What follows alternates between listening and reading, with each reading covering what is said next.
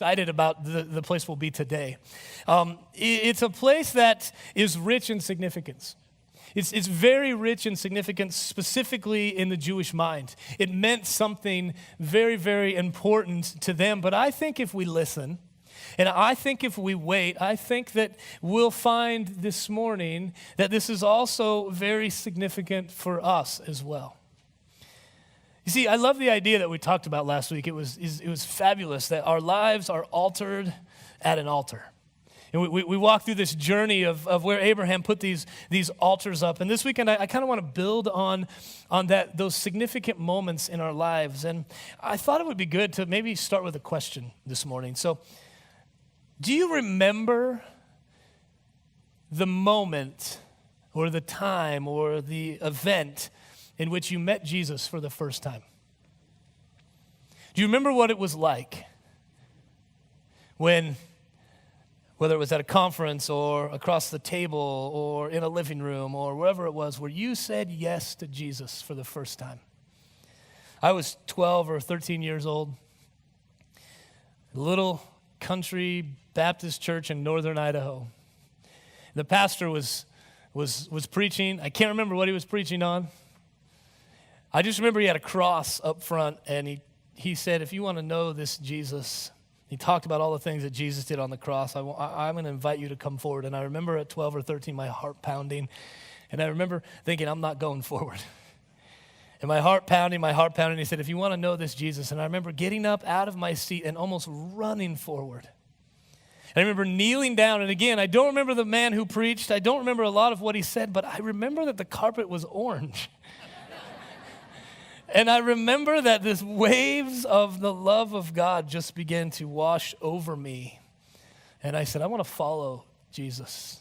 I want to follow him for the rest of my life. And, you know, I started on that journey at that moment at that Baptist church in Orofino, Idaho. I started on this journey. But, you know, about 3 or 4 years later, I was at a revival meeting. I don't know if you've ever been to a revival meeting, but I was at a revival. It was a tent meeting. It was also in the middle of North Idaho, and a guy was speaking, and I don't remember who he was. It's interesting. I don't remember people in these significant moments. I remember like orange carpet, and I remember that this man, he said, I have a sense that there are some in this room who are sensing a call into the ministry, and I was 15, 16 years old, and I remember thinking to myself, I'm not going forward. And again, my heart started to pound, and I just found myself like moving forward and standing at the front, and I remember there was sawdust on the floor here. It's interesting that I remember that, but I remember him looking right in my eyes. He looked right in my eyes at this moment, and he said, walk sweetly before Jesus, because he has placed a call on your life. Now, I'll be honest with you, at 15 and a half, 16 years old, I didn't know what walking sweetly before Jesus meant, and I certainly didn't know what a call upon my life meant. But I remember that moment. I remember that moment. Do you remember that moment where you had an encounter with God? And if you remember that moment, that poignant moment when you would go to church and worship was so fresh and so new, and when you would read this, and every time you would read it, you would be like, wow, there's something so fresh and new about this. And then remember the time that you shared your faith for the first time.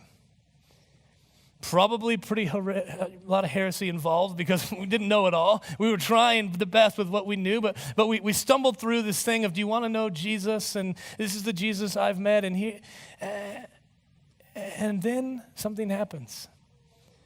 Over time, life starts to happen, and bills and kids and family and sports and jobs and losing jobs and financial worries and medical situations, and we can find ourselves in a place far away from that moment where we met God, and it was so pure and it was so clean and and we ask ourselves, well, how did we get here?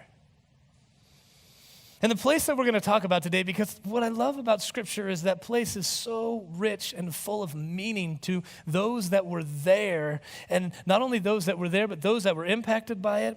And the story would go on from generation to generation to generation to generation. And I wonder if the walls of this town, so to speak, could speak, what would they say? See, the place that we're going to talk about today is the place Bethel. It's a fascinating place because in the life and the mind of the Jewish belief, or the Jew, the Israelite, one of the things that they would know about Bethel was that Bethel was a place of transformation. It was a place where one of their forefathers, Jacob, had a very important encounter with God that literally would become full circle in his life, and he would come back to that exact moment. He would come back to that exact place. So this place, Bethel, it's located about 12 miles. We're not exactly sure where it is. 12 miles north of Jerusalem, west of Jericho and the Jordan River. I reached out to Dr. Jack Beck this week and asked him, Jack, I can't find any pictures of Bethel. And he said, well, part of the reason for that is because a lot of scholars are, not everybody agrees exactly where it is. And we'll see today why that is, because of the encounter that Jacob was in the middle of a journey. But he said the best way to get close in proximity is to take one of the pictures that you took from Nabi Samuel, which was the home of Samuel, looking back towards Jerusalem, and somewhere about halfway in between there, Bethel would be somewhere in that area. Because we know that he was on a journey. Jacob was on a journey from one place to another. So in the story that we're going to look at today, we're going to talk about this idea of transformation. It's a word that we talk a lot about at Crossroads. One of the three kind of vision words or mission words for who we are: refuge, transformation, and partnership. But what does transformation really mean? I mean, what does it really mean for us to allow God to transform our lives? Because I guess this is what I believe about this process. That once we've encountered God, I just don't think we can be the same. I just don't think we can be the same. If we have truly encountered God, then I just don't think that we can just go back to going through the motions or living life as if, well, I met that guy once and it was cool, but I'm going to do this. But literally, when we've met God and the transformation process has begun in our lives, we won't be the same. We can't be the same. When we've truly met God, when we've truly allowed Him, which is why I asked that question, like, do you remember what it was like? Do you remember that moment, that time? People tell me a lot, Jeremy, you're going to get old. They don't stop there, but I did for drama. You're going to get old and you're going to lose that passion. First off, it's very not a nice thing to say to somebody. But secondly, I hope I never do. I hope that if I get to a point where I'm just coming to church and I'm content coming and I'm content sitting and I'm content singing and I'm content going home, I hope that somebody gives me a wake-up call. Because this thing is so powerful. I was reflecting on it at 2 o'clock this morning, how powerful God is. I couldn't sleep last night. And I was reflecting on who God is and how much He loves us. And I was reflecting on the goodness of God. And I was reflecting on those transformational moments in my life where I know that I met God. And it's those moments that are drawing me into seeking Him more and to learning more and to continuing to run after Him. And it's those moments that make me want to live a passion-filled life, not just a ho-hum life. And it's those moments where I recognize that as the New Testament author states, He who begun a good work in me will continue it on until completion. That's the story that we'll find ourselves in if we allow Bethel to begin to speak to our hearts. Bethel was a very significant place to the Jew. It was a place where the Ark of the Covenant was in Judges. They would go there and seek counsel from the Ark of the Covenant. Phinehas, who was Aaron's grandson, took it there. In Judges chapter 20 tells us the story of many would make these treks to seek counsel in Bethel there. But the story really began, Abraham worshiped there or outside of there, as we saw last week. But Jacob really has an encounter here. So Genesis 28 is where we'll be. First book of the Bible, right at the beginning. But we can't jump into 28 without giving the context of what's going on, because this is the story of Jacob. Jacob had a twin brother, Esau. Esau was born first. Jacob was grasping his heel.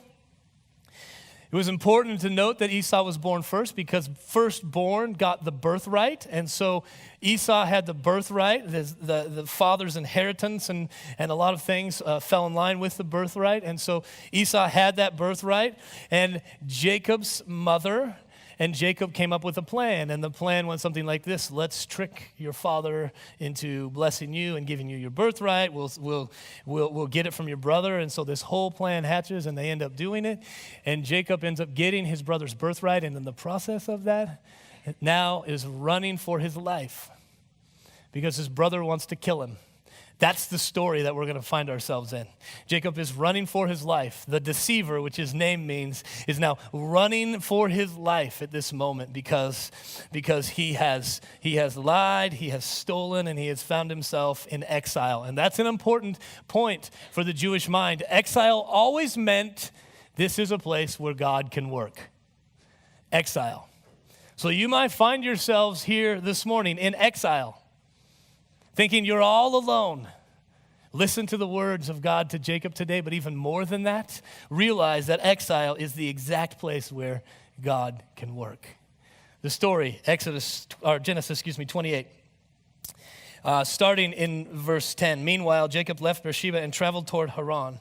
At sundown, he arrived at a good place to set up camp. This is one of the reasons why they're not exactly totally sure where Bethel is. But he arrived at a good place to set up camp. He stopped there for the night. Jacob found a stone to rest his head against, and he lay down to sleep. I had a mentor one time who told me, you know, Jeremy, one of the most spiritual things you can do is take a nap. And I said, what are you talking about? And he said, you talk so much that sometimes the only way God can get your attention is while you're sleeping. I wonder if Jacob was like that. Because it says, as he lay down to sleep, verse 12, he slept, he dreamed of a stairway that reached from earth up to heaven, and he saw the angels of God going up and down the stairway. This scene that Jacob sees in this dream, he's beginning to realize something. He's beginning to see this idea of angels moving up and down was this idea that the kingdom of God was at work on the earth all around him. And though he might not have seen it, because when we're in exile, sometimes the hardest thing for us to see is actually God. We can see the circumstance in front of us. We can see all the situation. It's looming over us, but it's hard for us sometimes to see God in the midst of it. But this angels moving up and down this stairway or this ladder for Jacob was showing him that God, his presence, the kingdom of God was more real than even the air that he was breathing, that these angels were moving up and down this ladder, that God was at work in the world around us. And sometimes I think we might need to just be reminded of that. Because we live in the world, right, where we turn the TV on and we see all of these things and we wonder, like, where's God in the midst of all this? And sometimes we need to be reminded that the kingdom of God is more real and closer than even the very air that we breathe. And so you see in this story that as he falls asleep, he sees these angels going up and down the stairway, but it didn't end there. Verse 13 says, at the top of the stairway stood the Lord. And he said, I am the Lord, the God of your grandfather Abraham, the God of your father Isaac, and the ground that you're laying on belongs to you. I'm giving it to you and your descendants. So not only does he see these angels, but he also sees God. He sees that God is in control, that God is looking down on this, that God hasn't, and this is important for Jacob in the midst of where he's walking, that God hasn't forgotten him. You see, you might think that you're walking this thing all by yourself, whatever circumstance or situation you may find yourselves in. But just as God is about ready to say to Jacob, Jacob, I haven't forgotten you, maybe that's all you need to hear this morning. Maybe the rest of this message you can just tune out, but maybe you just need to dwell on this fact that God has not forgotten you. He hasn't forgotten you. He hasn't forgotten your circumstance and your situation and where you find yourself. I've been amazed at the services this weekend, how that point has been a point where several people have come and said, that was for me, would you pray for me? Several people facing circumstances at work, circumstances in their home life, relationship circumstances where they just needed to be reminded that God has not forgotten them. And Jacob needed to be reminded of that as well. He was in exile, but he needed to be reminded not only that God saw, that God was in control, but that God also did not stop the promises just because Jacob had made a mess of his life. Let me say that again. God's promises aren't only for when you got everything together. These promises that God made to Abraham and to Isaac and to Jacob were not dependent upon whether or not Jacob was good enough. They were dependent on God and his character, that he is a faithful God. And so he reminds Jacob, in the midst of his exile, he reminds him. He said, I am the Lord your God of your grandfather Abraham, the God of your father Isaac. If this ground you are laying on belongs to you, I'm giving it to you and your descendants. Verse 14, your descendants will be as numerous as the dust of the earth. They will spread out in all directions to the west and the east and the north and the south. And all the families of the earth will be blessed through you and your descendants. This is the promise, the Abrahamic covenant that was made all the way back with Abraham, that out of his lineage would become not only the Messiah, but out of his lineage would become the blessing so that they could bless others. And God was reminding of Jacob in one of the lowest points in his life, I haven't forgotten that promise I gave you. So think about this in your life. Think about the moment that you met God, or maybe this is what I say to people when they come in and we're having conversations. I'll say, when was the last time you know you heard God? Okay, let's go back to that place. Let's go back to that place right there. This is where we know we heard God. And then let's start moving forward. What was the last thing that you know you heard from God? What was that last thing? Let's go back there and let's begin to move forward from that place. Jacob needed to be reminded of the promise. He needed to be reminded of the promise that in the midst of the world that he was walking in, this world of exile, this world of running for his life, that the blessing that God had made to his father and his grandfather was still for him as well. But I love that God doesn't just end with that. He says, what's more, I have this highlighted in my Bible. What's more, I'm with you. I will protect you wherever you go. And one day, I will bring you back to this land. I will not leave you until I have finished giving you everything I have promised you. You see, not only does he say, I haven't forgotten the covenant, I haven't forgotten the promise, he also says, you know what, you're in exile. You know what, you're running for your life. And I wonder if Jacob thought to himself, I wonder if I'll ever be welcome back here. I wonder if I can ever come back to this country, this land that I love, this place where my ancestors grew up, where my grandfather was given the promise, this land that has been the inheritance of my people. I wonder if I'll ever be able to come back here because of all that I've done, because of the mess I've made of my life. Have you ever felt like that? Like, I've made such a mess of my life, I wonder if God could even use me. And it's in that moment that God says, not only am I still keeping the promise, I'm going to go with you. I'm going to protect you. And one day, I'm going to bring you back to this land. I'm going to bring you back to this place. I won't leave you until I've finished giving you everything I have promised. Then, verse 16, Jacob awoke from his sleep, and he said, surely the Lord is in this place, and I wasn't even aware of it. It's like all of a sudden he realizes, like, God is right here. God is right here in the midst of the circumstance and the situation, and I wasn't even aware of it. It's like he awakens to a new reality. I wonder if some of us this morning need to have that alarm clock in our life go off for the new reality that God's kingdom is at work in the world around us, that God is working in our world. Jacob awoke from his sleep in this place of awe. He was in this place of wonder. He was in this place of, God is in this place, and I wasn't even aware of it. I was just going about my daily business. And I wonder how many of us as followers of Christ have just fallen into the ritual of going through the life day in and day out and day in and day out. We have those glimpses. We have those moments where we're like, oh, I feel so alive in this place or in this moment. But then the problem is that we go back into the grind of life and we find ourselves in the middle of this struggle, in the middle of grinding it out day in and day out. I'm convinced that the struggle, one of the struggles in the life of a believer is actually for that of living a passionate life. Not just an existing life, but a passionate life.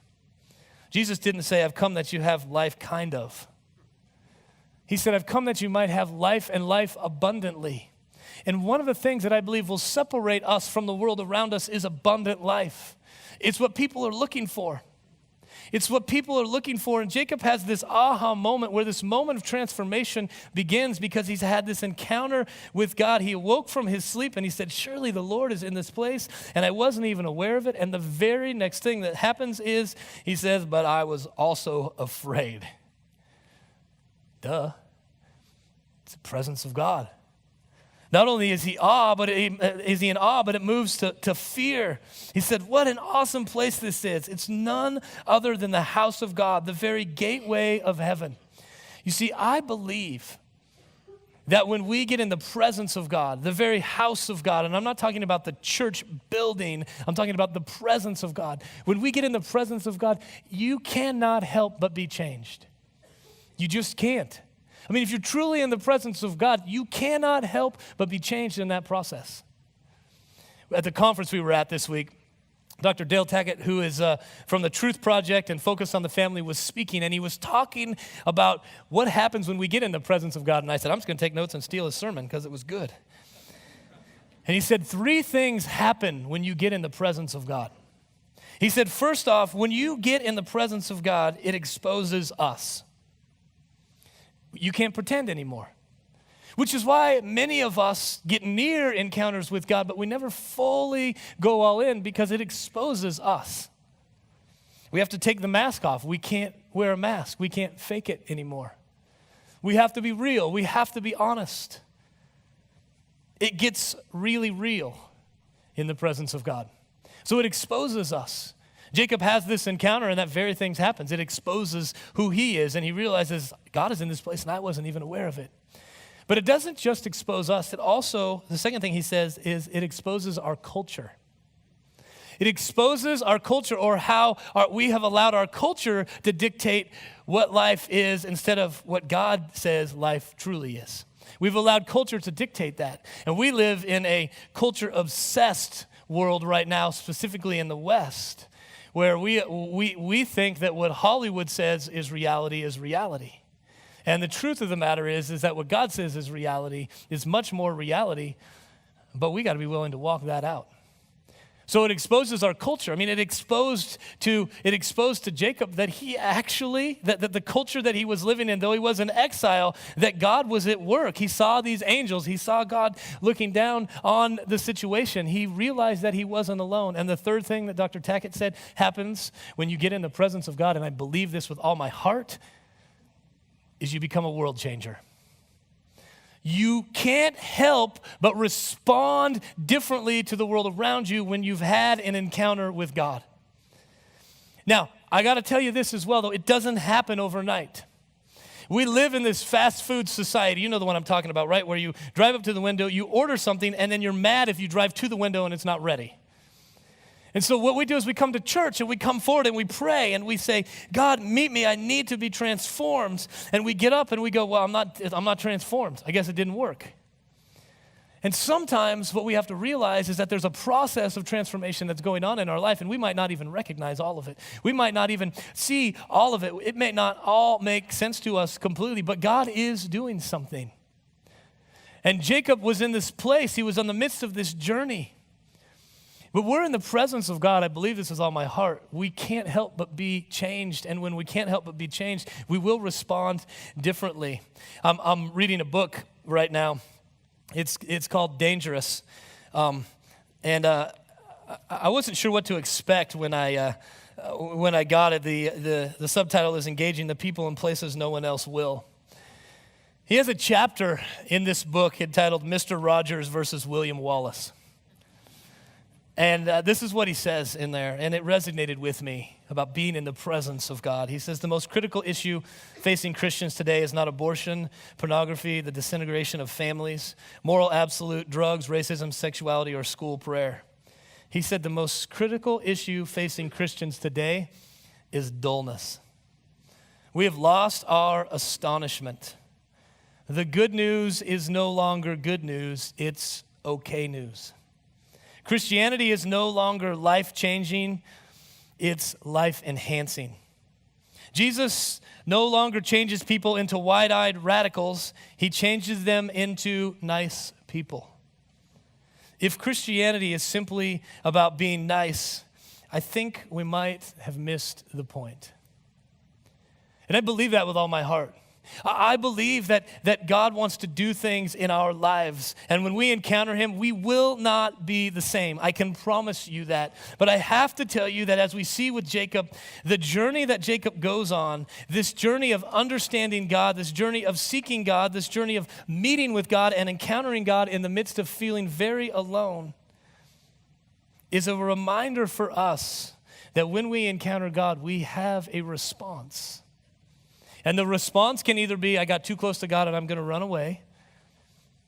And I would just say, as a side note, see Jonah. Didn't quite work. But at the same time, the other response that we can have is one of pressing in. And look at verse 18. The next morning, Jacob got up very early, and he took the stone that he had rested his head against, and he set it upright as a memorial pillar. I love that he put it into the ground facing up as a reminder. This was a reminder that though he was here on earth, that there was God that was working, and it was a reminder to him, and he anointed this pillar with olive oil, and he named the place Bethel, which means house of God. His first response in the midst of wrestling with all that he saw when he woke up was to worship. He awakes and he worships. He awakes to the new reality and he begins to worship. Many of you know that we have been teaching these classes at the Impact Center. And we've just finished an 8-week class on God the Father. And we were talking about the attributes of God. And so each of the services this weekend, I've had one student, a different student from each from the class come up and share. And I've asked one of my star pupils, Landon, if he would come up and share, if you'd grab that mic. And one of the reasons I wanted Landon to share what God has been showing him in this class on God the Father is because Landon is 14, right? 14? He's 14. And he signed up for these classes saying, I just want to know more about God. I just want to know more about God. And so part of the reason I wanted him to share was because I wanted you to see that no matter what age you are, we are all on this journey with God, and that God is doing something in his life that's just as powerful and just as important as it is in someone who's older and may have more life experience. And as a matter of fact, some of the fun conversations that we've had in the midst of our class is when Landon ends up with some of the older folks, and they end up having some great dialogue just about how life works. And so Landon, when we've been in this class talking about God the Father, what was some of the big takeaways for you? What are things that like really resonated with you? I just think that like the faithfulness of God, like just really, like sort of jumped out at me. Like you can't separate his attributes out from anything, and just like that God is faithful, he's constant, and just it's pretty crazy to think that we serve that God who is faithful and who is constant in our everyday lives. And that is my biggest takeaway. And it's really cool, really. Yeah, it's really cool. Thank you. That's awesome. Appreciate that. The thing is that what Landon says is really true, and it's what Jacob was experiencing. It was what he was wrestling with at this very moment, that he had just experienced God, and he recognized that now that he's experienced God, he can't be the same. And so part of the Invest series that we have going on and part of the Impact Center and the Urban Ministry Institute classes that we have are to expose us. And I say us because even as a teacher, as I'm studying for what I'm going to share, and as I'm reading the papers that the students are writing, and as I'm wrestling through different things that we're going to talk about in these classes, I'm also just being wrecked in the process of who God is. And so we've got these classes starting in a couple weeks. We got Tuesday night, Wednesday morning, Thursday night. If there's a class you're interested in, there's information out there. But I wanted you to hear from our students who are wrestling through this. What does it mean to understand God the Father? What does it mean to know that we can't really fully ever know who God is? One of my students, I teach this class in Garden City as well. I teach it in a storage unit on Tuesday nights. It's super awesome. It's like one of the coolest things I do throughout the week. And one of my students in that class on Tuesday night said, I think like understanding God is like if we could for 1,000 years dive as deep down as we could about God, at the end of that 1,000 years, there would still be more to learn. I said, you get an A in the class. But this is where Jacob was, right? He had this encounter with God and it led him to worship. But I got to tell you this, from what you see from Jacob's response is Jacob was a man who wasn't finished yet. It was not a 5-minute fast food prayer that Jacob had. How do we know that? Because he has this encounter with God, who, by the way, God told him several times in this dream as he saw him speaking to him from on top of the ladder, Jacob, I haven't forgotten you. Jacob, I'm with you. Jacob, the promise I gave to your father and your grandfather is for you as well. I will lead you. I will bring you back to this land. And look at how Jacob, the deceiver, responds. Verse 20. You see the beginning of a transformation in his life, but he's not complete yet. How do we know this? Jacob made this vow. If God will indeed be with me and protect me on this journey, and if he will provide me with food and clothing, and if I return safely to my father's home, then the Lord will certainly be my God. Do you see it? No, he's had this encounter with God, and God told him all these things. God was unconditional towards Jacob. Jacob, here's the promise. You're in exile. You're running for your life, but here's the promise. And Jacob was conditional. If, then. If you do this, if you do this, if you do this, then. And you see that though he responds in faith, but he responds in faith with if, then. If you do this, and if you do this, and if you do this, then I'll believe that you are who you say you are. I'll believe that you're God, and I'll follow you, and I'll serve you. But notice that God doesn't say, okay, well, I'll prove this, and I'll prove this, and I'll prove this, then you'll follow me. There's no response except for the next 20 years of Jacob's life. And in the next 20 years of Jacob's life, after this encounter at Bethel, he goes and he finds this really good-looking woman that he wants to marry. And so he says, I'd like to marry her. And the father-in-law says, yeah, sure, no problem. You need to work this amount of time. And so he works. And it's really bad when you're known as a deceiver and you get deceived, because that's what happened. He got deceived. He ended up marrying the wrong one. He's like, great. So now he works again for the right one. And then after he gets the wife that he wanted, then his father-in-law tries to deceive him again, and they have this, and now he's running for his life, and in the midst of him running for his life, he and his brother make up, and there's peace in the family. And then this event happens. Jacob has a wrestling match. And in the midst of that wrestling match, he says, I'm not going to let go of you until you bless me. I'm not going to let go. I'm not going to stop. I'm going to keep pursuing you. I'm going to keep running after you. And from that moment on, Jacob walks with a limp as a reminder of that moment, of that encounter that he had. And then I want you to notice what happens. Chapter 35 of Genesis. All that's taken place, that's been about 20 years of Jacob's life now. 20 years from that moment where God said, this is what I'm going to do in your life. And God said to Jacob, get ready and move to Bethel and settle there. I'm taking you back, Jacob. I'm taking you back to that place where that promise first began. Many of you guys know that I like to, any chance that I get to tell a story about my tattoos, you know I will. And so I've got this tattoo on my arm here of Idaho, and it's got these roots on the bottom of it. And it's a story very similar to this. You see, when I left Idaho, I didn't have any intent of ever coming back here. Not because I didn't love Idaho. It's a great place to visit. My family was here. I loved it. But for me, there were a lot of ghosts here in Idaho. There's a lot of my past where I wasn't a follower of Christ, and those things just kept popping up. And I just felt like I just don't feel like this is the right place for me. And so when we left, I made that mistake, like I'll never come back here to God mistake.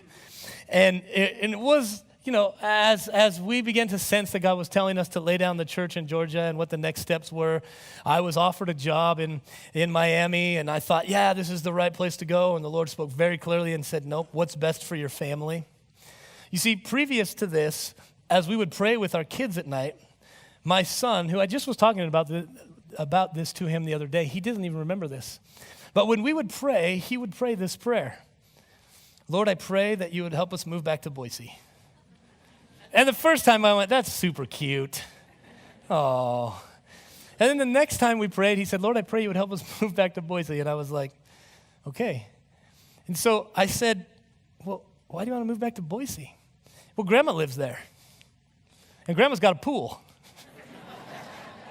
Okay.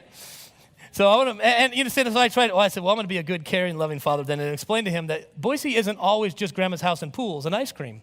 Like you have to go to school in Boise, and you have to do all those other things because in his mind, all he knew of Boise was that grandma lived there. There was food, there was a pool, and it was really fun. But he kept continuing to pray this, and it became longer and longer and longer that he would pray this. And I remember telling Stephanie at one point, I wish he would stop praying that. I wish he would stop praying like we're going to move to Boise. Well, long story short, obviously I'm standing here. But I will have been at Crossroads Tuesday of this week for 4 years.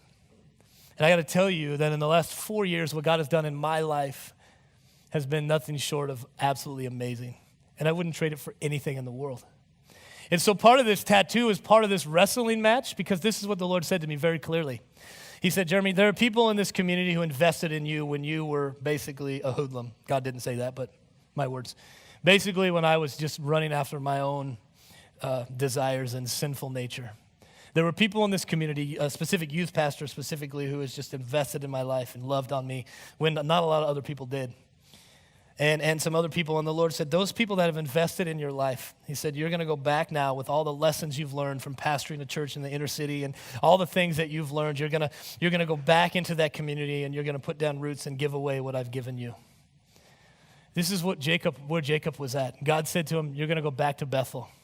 You're going to go back to the place where you had this encounter with me, and you're going to settle there, and you're going to build an altar to the God who appeared to you when you fled from your brother Esau. And so what does Jacob do? He gets his house in order.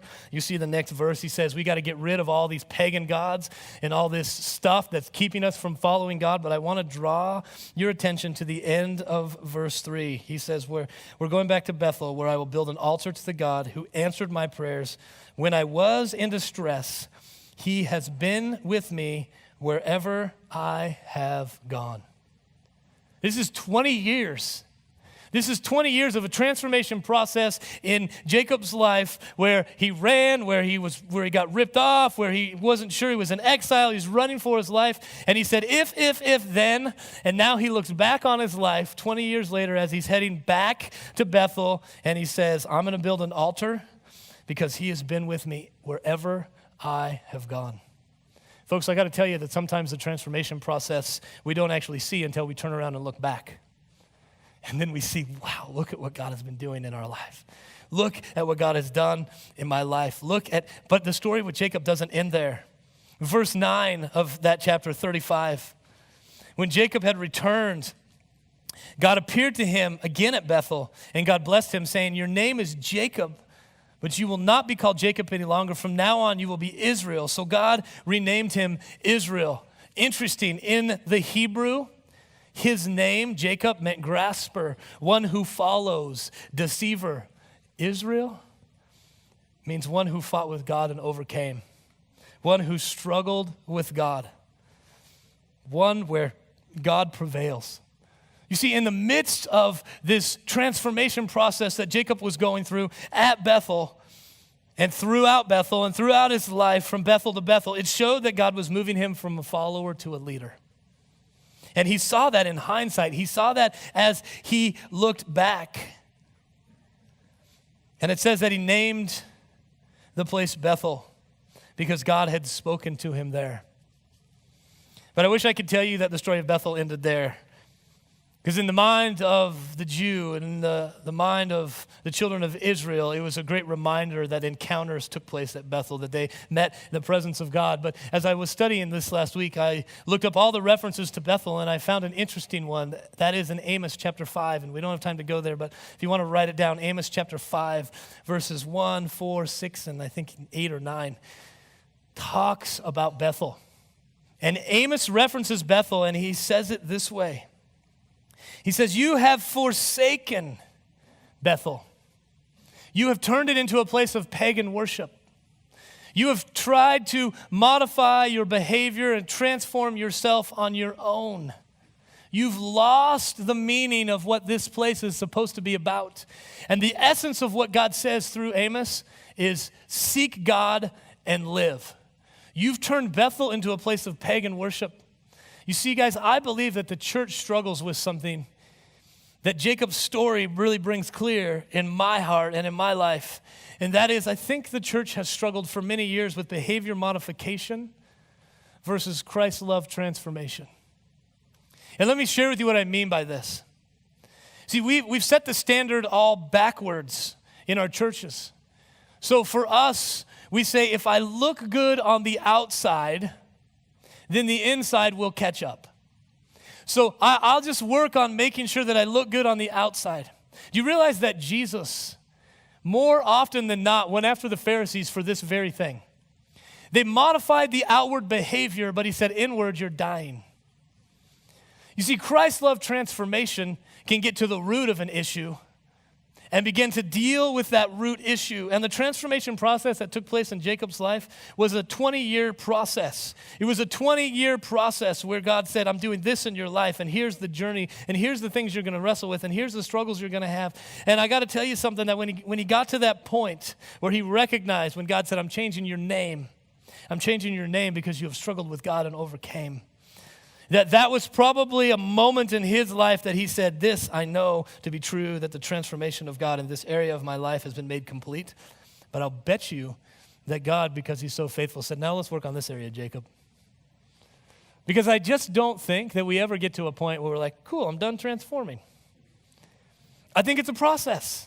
I think it's what God wants to do in our lives, and I think the church has changed the scorecard and made it so much about behavior modification that if we look good on the outside, and what I'm asking is, would we be willing to say, Jesus, come and transform my life? However long that takes, whatever that process looks like, because I don't want to just deal with the behavior, I want to get to the root of the problem. And the beautiful thing is, if we'll allow God to begin to transform our lives, you know what happens to the behavior? It eventually gets dealt with. That's the God that we serve.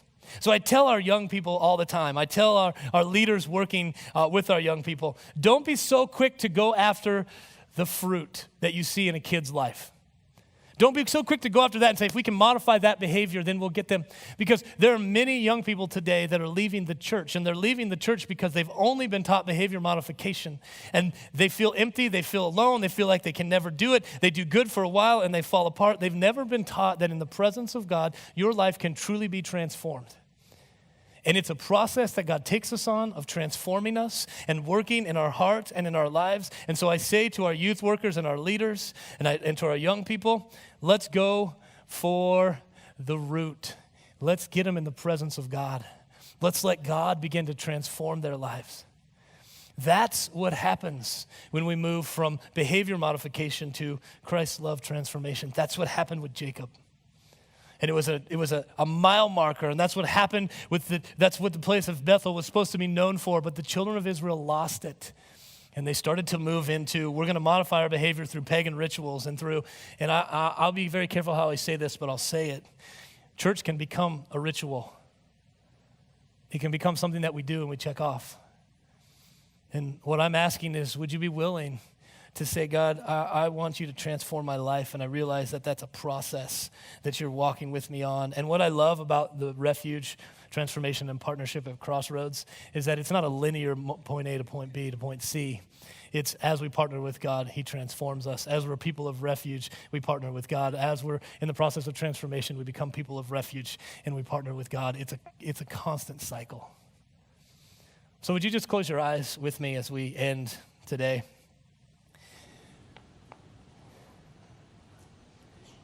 I just want to ask that question. Have we become about behavior modification? And would you be willing today to say, I just really want God to transform my life? To the children of Israel, that's what Bethel was supposed to be about. One of their founding fathers had met God there, and a transformation process took place. So I just want to ask you in the quietness as we sing just a real brief section of this song. I just want to ask you, if you need to just do some business with the Lord, you have that opportunity to do that, and I'm going to come back and close us in just a second. Give me faith to trust what you say, that you're good and your love is great, and I'm broken inside.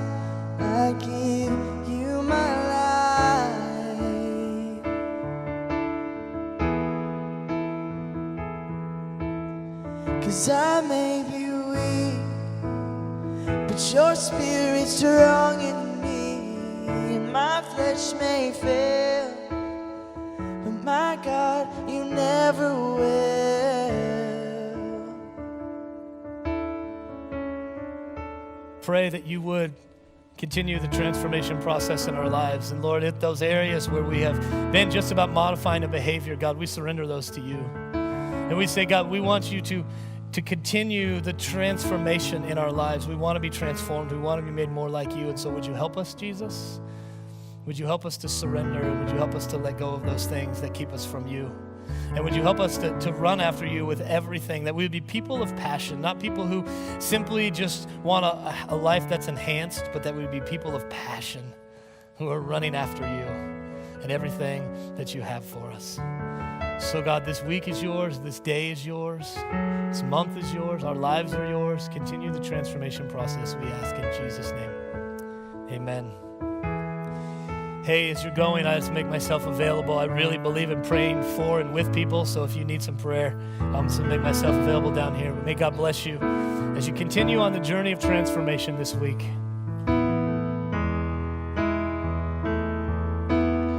'Cause I may be weak, but your spirit's strong in me, and my flesh may fail,